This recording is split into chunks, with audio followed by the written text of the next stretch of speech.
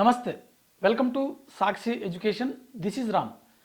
కేంద్ర ప్రభుత్వ ఉద్యోగాల కోసం ప్రిపేర్ అవుతున్నటువంటి అభ్యర్థులకు శుభవార్త.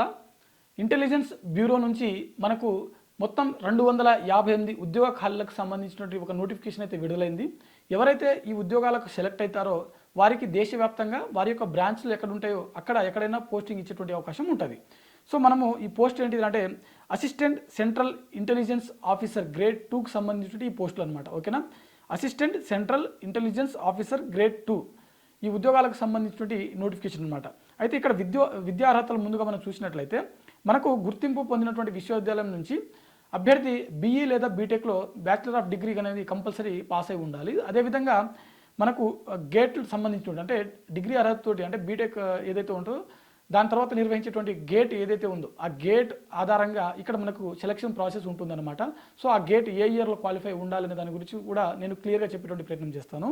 అయితే గేట్ అనేది కంపల్సరీ క్వాలిఫై ఉండాలి.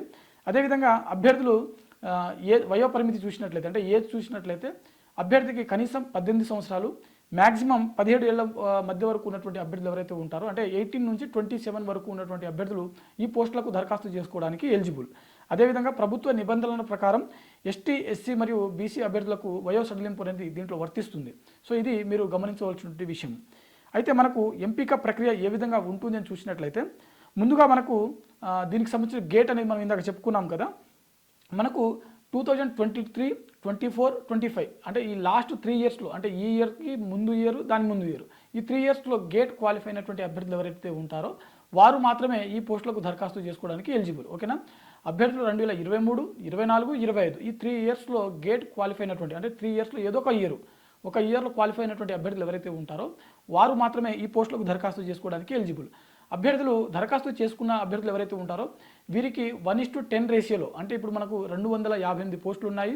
సో 258 ఇంటూ 10 ఓకేనా, మనకు 258 ఇంటూ 10 2580 మందిని మనకు షార్ట్ లిస్ట్ అనేది చేయడం జరుగుతుంది. ఓకేనా, మనకు వచ్చినటువంటి గేట్లో వచ్చినటువంటి టాప్ స్కోర్ ఏవైతే ఉంటాయో అంటే అప్లికేషన్స్